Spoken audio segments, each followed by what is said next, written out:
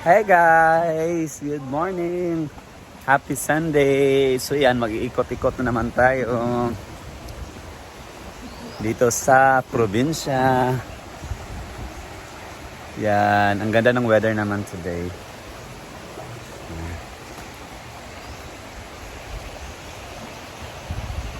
Ito si ate, yan, naglalaba. Diba? Sarap talaga maglaba dito dahil automatic, pwede mo nang ibilad diretso. Yan, ang ganda ng panahon ngayon.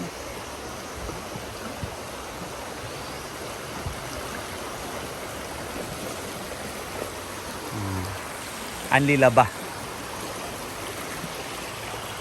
At doon naman maraming naliligo ngayon. Doon, no? Dahil sa init ng panahon, so maraming naligo.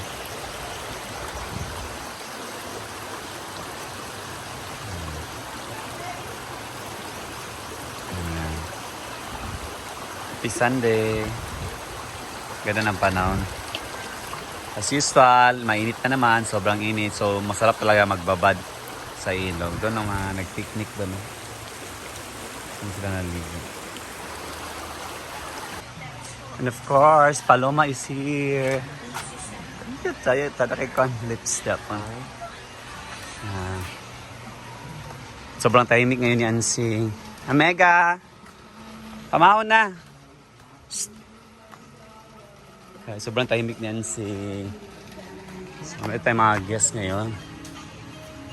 Maraming tayong guests ngayon dahil Sunday and family day. So, nagpipiknik yung mga tao. So, yan, may nagbibidyo. Okay. Sana hindi ma-copyright. Yan.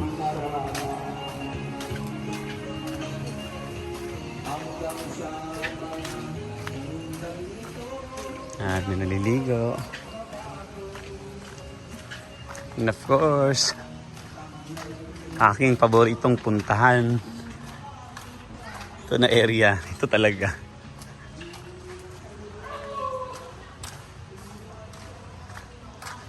Yun, doon sila Brenda nanguha ng gulay. Yan sila.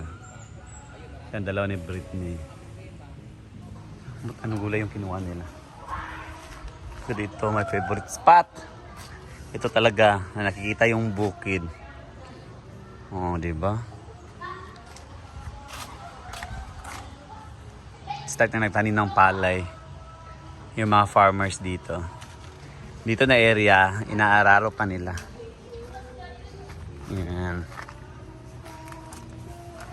Ganyan kaganda ang buhay ng probinsya.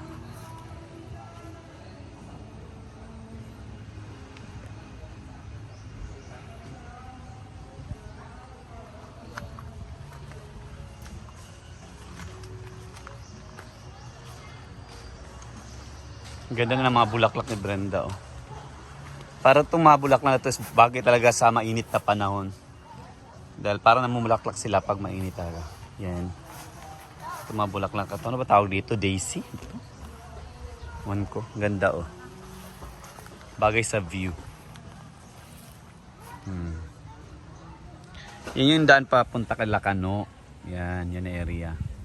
So yan daan na papunta Lacano. Diretso na yan sa highway. So, may alternate po na daan kung hindi nyo gusto dumaan sa may ilog. So, yan. Ang clear ng tubig. Wala, may ano, may bracelet sa ato. First la Brenda doon, oh. Yan. Magluluto naman si Britney, gulay na naman kami ngayon.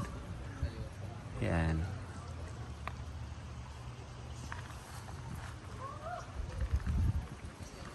Ito din, prepare na sila for lunch. So, gulay kami for lunch.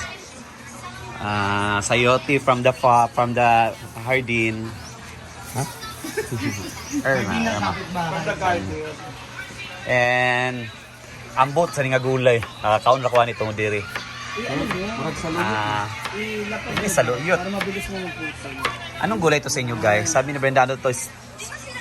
Sa to? Chinese spinach. Wild spinach daw. Dito lang ako nakakain ito. Pinong saluyot na ay. Hindi na ako nakakaon na. Hindi na lagi ko nakaila ani nga gulay. Dagan kayo sa mo ako. Naman nagod sa daruhan.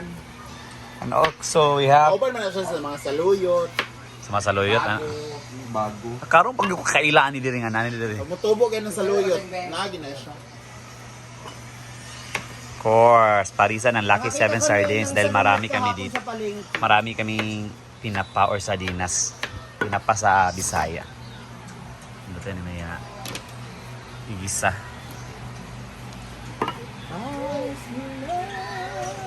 Of course, Paloma is here. May malalasing na naman. Later. Bakit ganun? Pag si Paloma nandito, alak agad din nasa isip. Unsa pa? Ano pa nga ba? Kaya Siya may ka nag-day ulo-ulo. off eh. Nabi ko yung BFF dire. Mga nagsabot nila ni Zilla. Nakagwapa nga ba? Wala sila Dios mo ko. Adiat na ni Ako Juan. tun sa kana sila ganun. Nabi ko din yung BFF Oyong. Yan, nagka-BFF na sila guys. Ang sa galit tayo mo yung Chada og. Sa dog. Legging. Lagi. Mas ako gipili kay skin tone manggod siya. Kasi skin to naka-brown kaya ana. Aga ka. Di na skin tone. Brown ra kayo na.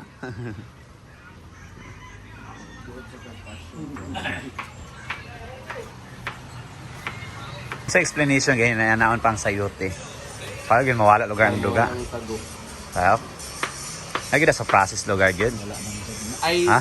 depende na sa to kay kani maguntagok pag makakuha itong panit kay mo dikit mo good. So dapat yun ganyanin yung sana puwet at suktayo ka na. Sampot sa sayote. Or ato-ato ra na. Ay mabuti. Or mabotek ra. Ato ara mo good kay para dili siya mo pilit sa tong kamot ang iyang tagok.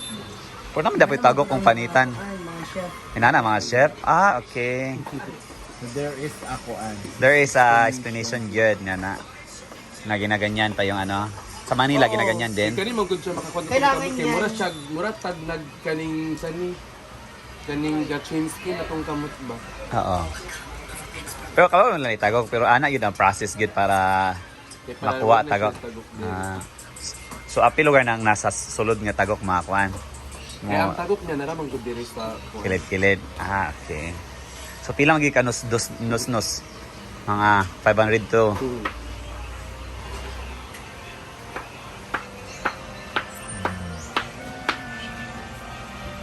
Ayan, so dito meron na tayong mga guest. Napapicture kay Brenda.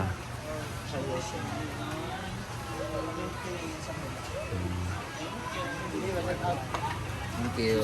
Diyan, mag-shout out to picture, mag-shout out. Kaya kinas dagan sa karon mang good.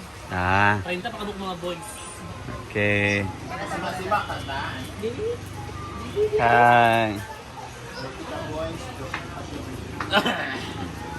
30 na ka boys mga bot. Pilay mo Gwen. Sinom ako. Isa lang po. Isang classroom nga sa akin. Isang classroom. Uy, Chada, sa ano, Ti, kasi dun, hindi dun sa main gate ang daan ngayon ng mga bata. Oh, dito na sa Sa sakwan. likod kasi ginagawa ng cover. Wapa ba kayo sa tong kano eh?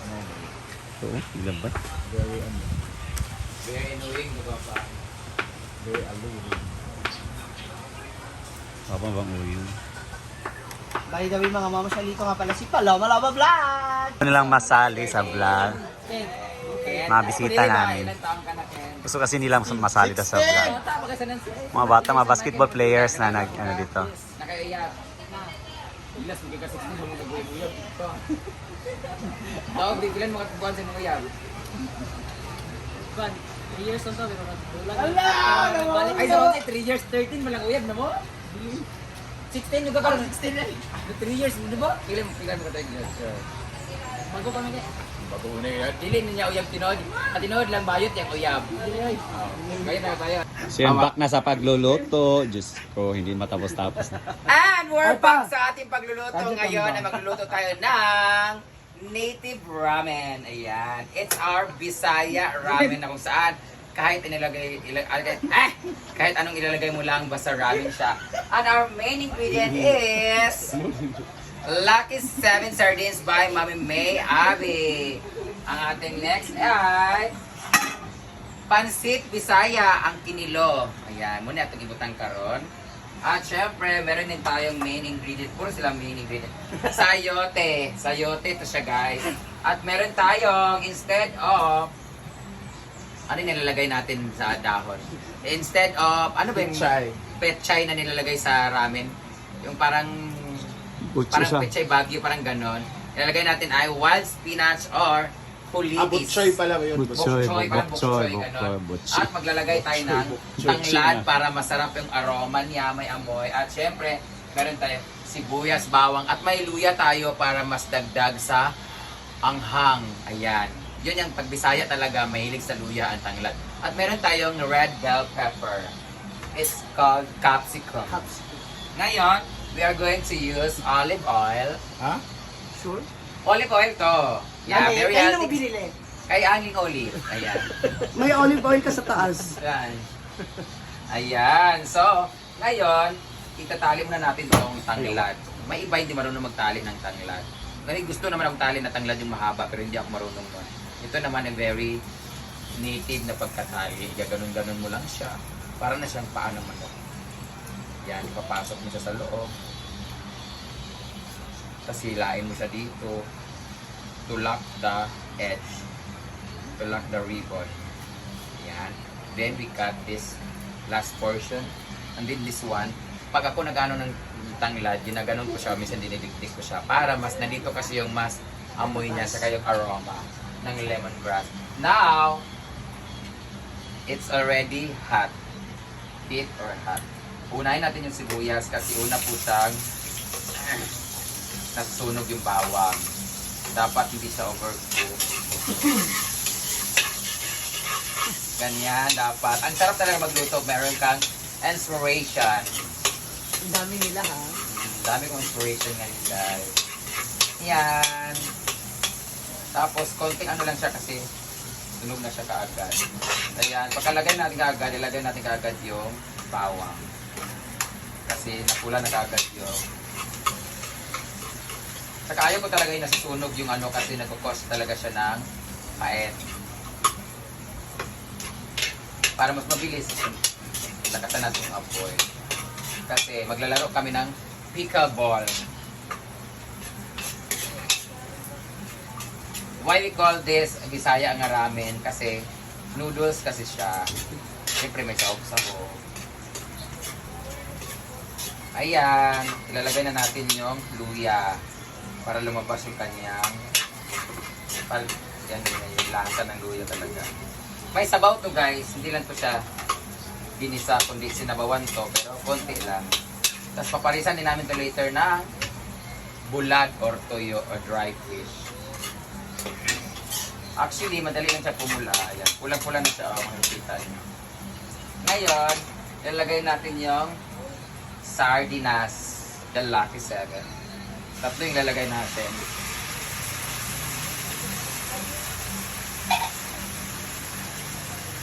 Ito yung ating pampalasa.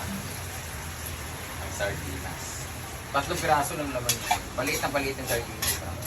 Thank you so much, Mami May Abi, sa ating Umot na siya. yan yung ating ano. Tapos, pag medyo mga 2 to 3 minutes lang na pagsisimmer niya, ilagay natin itong ating sayote. Tapos, sasabawan natin siya. Pag kumulo, ilalagay natin yung pansit. Ang pansit ay konti lang yung ano, lifespan ng pansit. Madali na siya maluto. So, pagkalagay ng pansit, mga few minutes, ilalagay natin yung ating dahon ng kulitis. So, let's just saute ka ano. Yan. Yan. Tapos, maglalagay tayo later ng water station.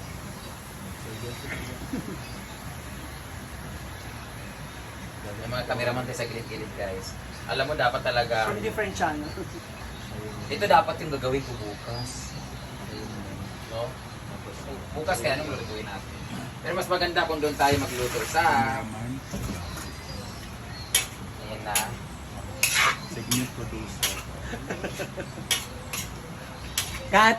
Lalagay na tayo ng paminta. Pepper. durog. Pepper. Pero the more na maraming paminta, the more na mas masarap yung sabaw. Di ba sa Japan, ganyan ginagawa nila. Maglagay tayo ng water. Ay, may tubig na pala dito.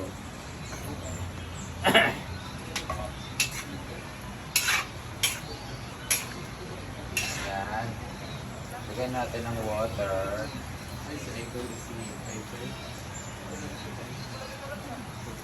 Kasi nga, masabaw siya. Hanggang gabi na yan ha. Lagyan natin siya ng ganyan. Tapos, maglagay natin ng konting asin. Kasi ipapa-absorb na natin yung lasa niya sa ating gulay. Konti lang kasi mamaya natin magdadagdag. Tapos, meron tayong magic. Hindi naman pwedeng wala tayong magic kasi yun talaga yung ang palasa. Tama na sa kilid. Wala nga, ayaw nga dito sa here. Ayaw maano yung tear here. Ah, iyakan daw siya. Tear here. Lalagay na natin yung ating atsal. At ito na nga, kumukulo na nga ang ating sayote. Pero before anything else, bago natin tapusin ang pagluluto, dahil kailangan natin ng energy, kailangan natin ng vitamin C. At ang aking ininom na vitamin C ay ang sodium ascorbate ng Neo Alkaline C.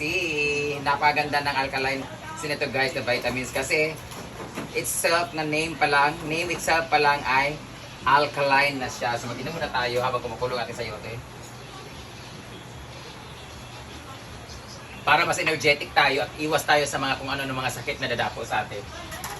So ito na nga, titikman muna natin ang ating sayote. Ayan, medyo matabang-tabang siya. Kailangan natin lagyan na toyo para may konting color. Siyempre, ang iba ay mahilig talaga sa malasa-lasa. Konti lang din yung nilagay natin na magic sarap. Nga mo ganing kulira, nga di magigapuri, nga di narapuan.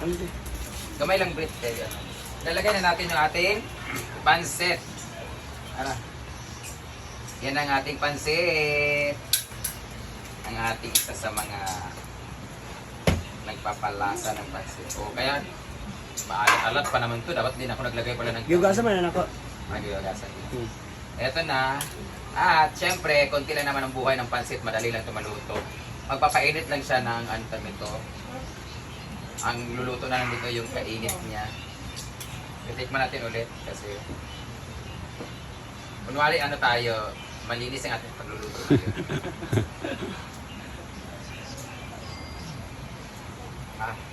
Kayo. Mapipil mo talaga yung lasang Japanese ramen. Wow! Japanese ramen. Konti lang siguro mga huwag na natin takpan kasi baka malata. Habang kumukulok-kulok siya guys, ilalagay natin yung ating tapos mag-ready na tayo, manugto na ta. Oo, okay, magdula ata. Ano dapat yung pansit? Kasi ganun, ano yung sana yung gunting sana. Kasi ang lalaki ng iba yan kaso wala tayong gunting. Sa mga gunting. Ewan ko saan yung gunting natin. Sampu yung binili mo ng gunting. Wala tayong gunting Britney. Mut na pag ito dahil kagani ka gamit mo na. Ako gumamit? Ayun o! Asan? Tabi ng mag. Yun, sa mag. Ito. Di ko nakita. Dito ko nilagay. So medyo malaki ang ating mga kulitis. Tingin sana, pero wala na tayong oras. Yung na lang, yung mga pwede lang na magunting. Para sa pechay talaga. Ang datingan niya. Ang lapad kasi ng dahon niya guys. Pero di ba pag nagluto tayo ng nilaga, isang buong pechay talaga nilalagay.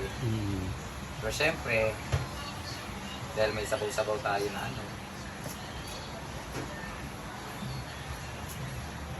Ayan. Medyo lumitiit na konti yung iba. Pwede na natin ilagay ang ating dahon. You know the benefits of this gulay is it has antioxidant. Wow. And it will also lower your diabetic And then high blood. and high blood. Lower the blood pressure. Cholesterol, sugar. Yeah. Mali-mali dito. So ilalagay na natin ang ating dahon ng kulitis para makapag-serve na tayo ng ating lunch. Hi! What's me whip? What's me nene? Yan ang ating native ramen. Ano natin siya. May mga lalaki tayong mga bisita guys. Parang mas sasarap isahog yung mga lalaki. Ready na to serve ang ating ulam. Tayo natin siya na. Pakuluin na siya na pakuluin. Magkaon na ta, kaya madula pa ta sa pickle ball. So ito na yung ating ulam for today. Ang ating native ramen. Kumukulo-kulo na siya guys. Lagyan natin ng ano. Meron tayo doon na seaweed. Meron tayong seaweed doon guys. Sarap lang. Huwag natin lagyan. Iwa-hiwalay lang natin. Dapat talaga maliliit-liit yung ano natin. Yung mga dahon na green.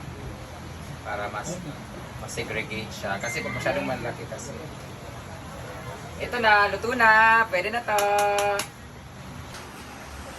Magluluto tayo ngayon ng ating native ramen. Philippine version ng Japanese ramen. At kung paano ito niluto at ano mga ingredients, panoorin nyo to.